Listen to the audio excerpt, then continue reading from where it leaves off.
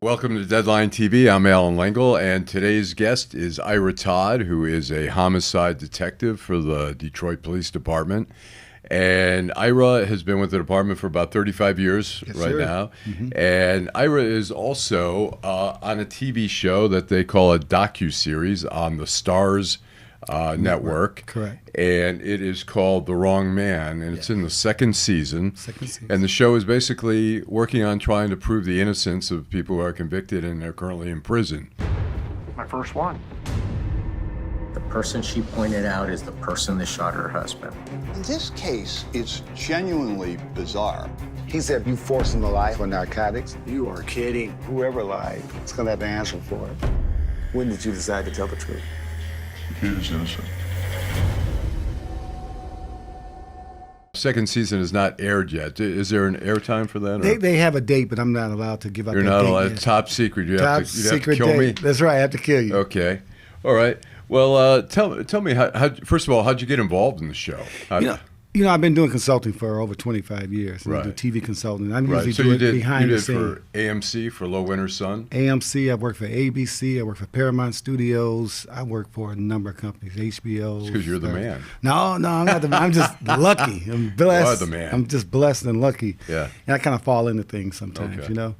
But I got a couple of phone calls, and they were talking about this new show that Joe Berlinger wanted to put together. Uh-huh. And, you know, I tested for it, and, you know, we talked over and over, probably for about a period of 6 months to a year, and they put the show together. I'm telling you, it's amazing. Yeah. And I guess you are considered an expert in interrogations. You know, I like to claim that, but I'm not an expert in interrogation. I'm one of the We'll better say that guys for the out show. there. Nobody's going to sue us. Okay. But you have skills in that, and have you been able to use those skills for the show? Oh, absolutely. You know, most people don't realize, you know, interrogation is not just done in like a room, you know, inside this little box. Sometimes we interrogate outside. Okay. So we use those skills sometimes to extract information from different people.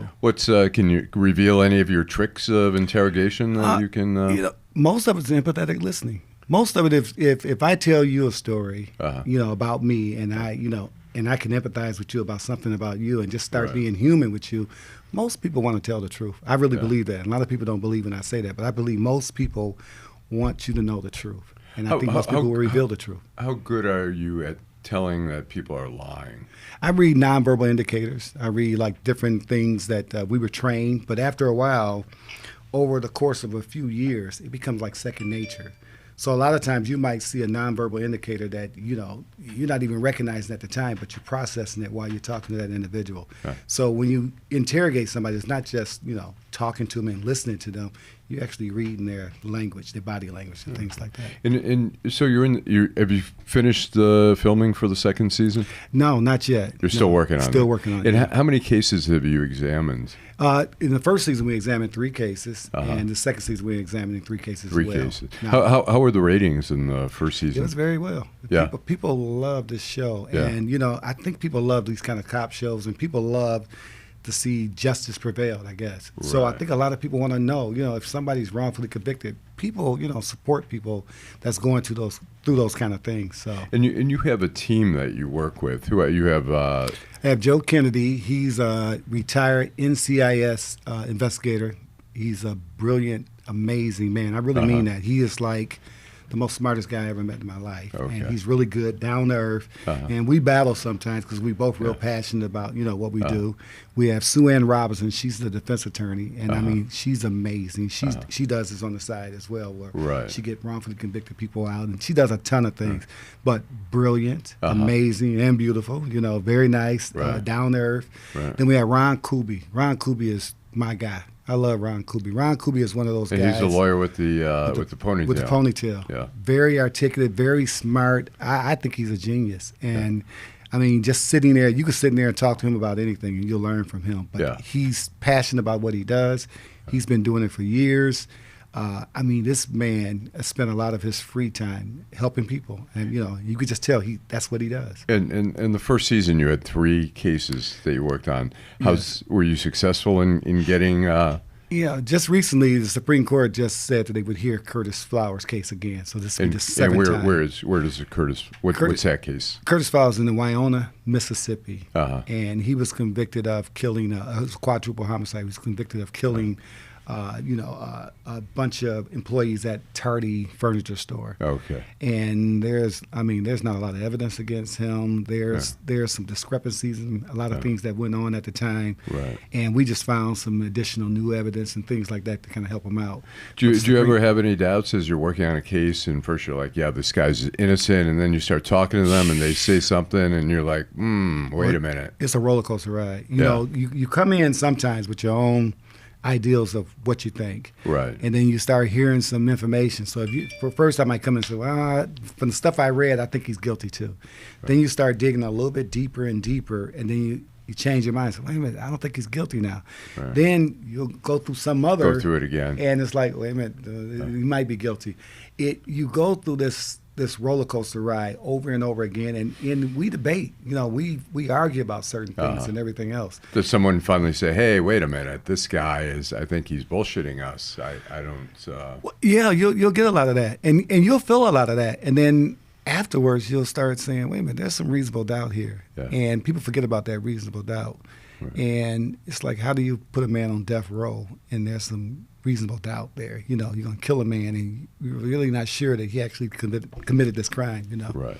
So you're into the second season right now. Second season. And when do you know if there's going to be a third season? We don't know right now, but I feel it. I mean, I the second season, you know, I haven't seen a lot of stuff that we've done already, but just from the cases that I can't really talk about right now, cases are going to be amazing cases. Oh, yeah. And I mean, there's some there's some amazing stuff that on air that happens all the time that you can't talk about. No, can't talk about. You can't talk about it. No, there's constant twists and turns. Constant twists and turns, and I mean from day to day. And you know, we go out there and we really work these cases really hard. You know, we have a beautiful team. I mean, the team behind the scene is amazing. You know, but everybody on this show is so passionate. I mean, they really want to see this innocent person, if they're innocent, get out of prison, and they do everything they can. Right. You know. So you've done numerous interviews and interrogations. Yes. Are there little trip words or something where you hear somebody say something and it automatically you come to a conclusion, or you know how to push to the next step when they say something? And then sometimes people will try to intimidate you as well. Oh yeah. And how do you deal with you're a tough dude? Yeah. How do you deal with that when some guy? I mean, here even in a homicide investigation here, and some of the young guys are trying to be tough and try to be tougher than you. How do you push back? You know, it depends on the individual, and that's part of the reading that individual. But sometimes, you know, we use a minimization rule. We minimize a lot of things. So if you got somebody yelling and screaming at you, sometimes the best way to get somebody to stop yelling and screaming, I just talk lower. And when you talk lower, guess what happens? Then you have to quiet down so they can hear what you're saying, right? So you calm them down. So there's different techniques we use.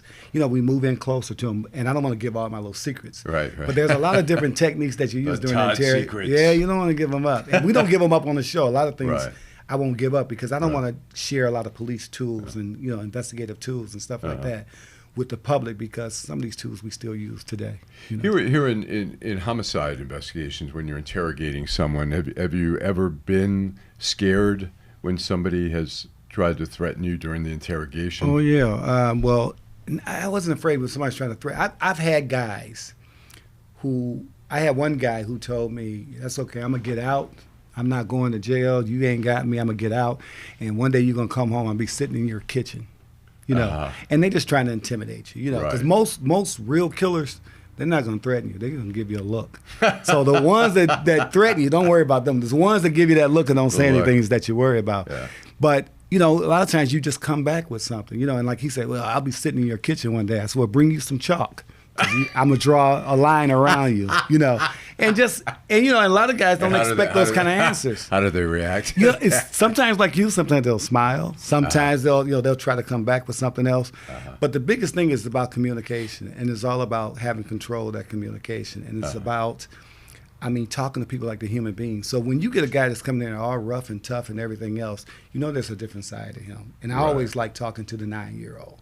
I really believe that everybody back when they're 9-year-old, I always say they were pretty innocent, you know. Right. So I try to talk to that 9-year-old because I really believe inside the 9-year-old inside of that person, right? And what is it when they turn 10? The innocence is lost. No, Or I just as- remember at 9 years old, I remember that, you know, I wasn't exposed to anything that was really bad. I didn't tell lies or anything like that. And I just remember after 9, like things you start trying little things, or you might not tell the truth to your mom and dad or something like that.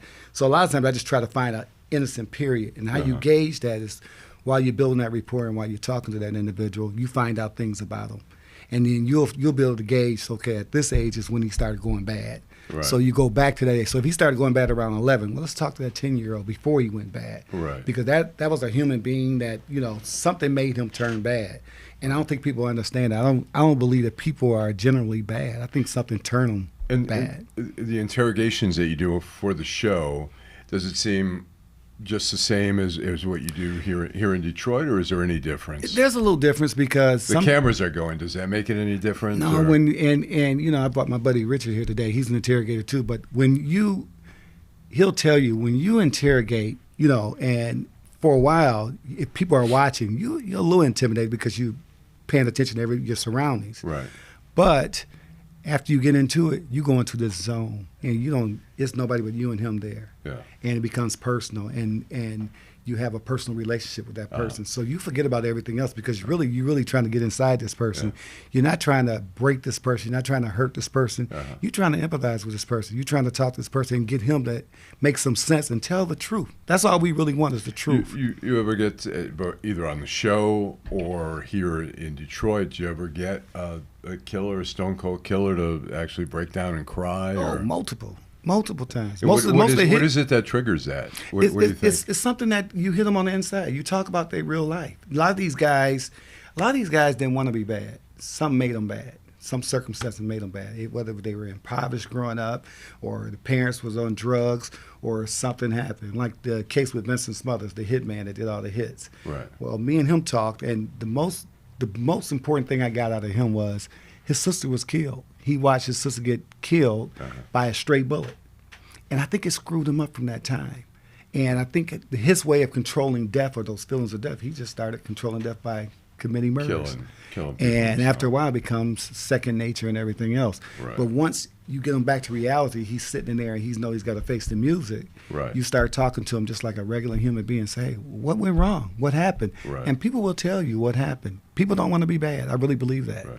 You know? No, in terms of the police department, has the department been supportive of you being on the show? Oh, yeah. When I first started doing it, and I had a lot of little projects to do, I actually talked to the chief, and the chief, he is like, go do something, just as long as it's no conflict. You know, I don't use any department equipment or anything like that to do any of my research. I don't do anything that would jeopardize my job or his position or anybody's position. Right. So I've gotten a green light to go and do this stuff, but that's why we do most of the stuff out of town too, because there's no conflict of interest. Okay.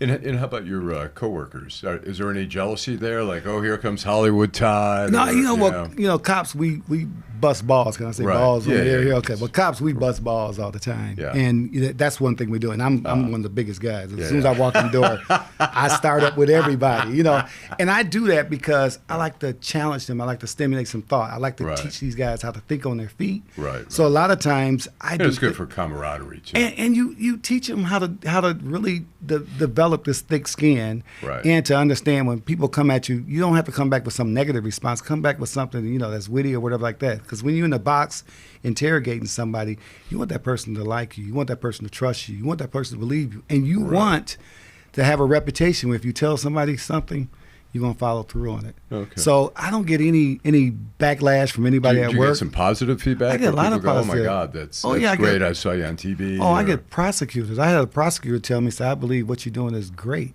Yeah. I really believe people in the criminal justice system, I know cops getting a bad name right now, but most people that join up to be law enforcement officers or prosecutors or even defense attorneys, I really believe they really believe in the system. Right. So when you see something good developing out of the system, I think people, they respond positive. Right, great.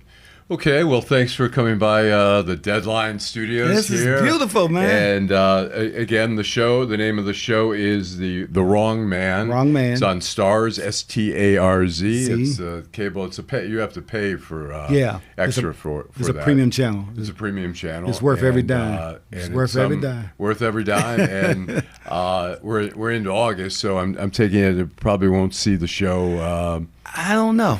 That's a good interrogation thing. You asked the same question over again a different way. That's pretty good. That was good. That was good. See, I'm listening Been in now. journalism for a little bit. I get it. Anyways, No, we really don't know. You don't know yet. Okay. Yeah, and but I do know it's going to be real positive. This second season is going to be powerful, and the cases that were selected were powerful. And then last season, we got a lot of positive feedback because Christopher Tapp is out of prison. Okay. They found the real killer. Okay. Real killer confessed. His really? DNA matched. So from the first show, how many guys are? We got one out right now. One is out. We got one that the Supreme Court already gave a new trial. Then we got one that we believe on Evaristo Salas. He's going to probably get the Court of Appeals. Where's that? Evaristo Salas is in. I'm telling you, all this stuff is running together. Evaristo Salas was in Sunnyvale. I'm forgetting where I was at. Arizona. Washington State. Washington State. Yeah, Washington State. Yeah. Okay, I remember. Yeah. That episode. Yeah. So okay, well, good luck, and thanks again for coming by. I Thank you, appreciate it. Allan. Thanks. Appreciate you too. Thanks, man.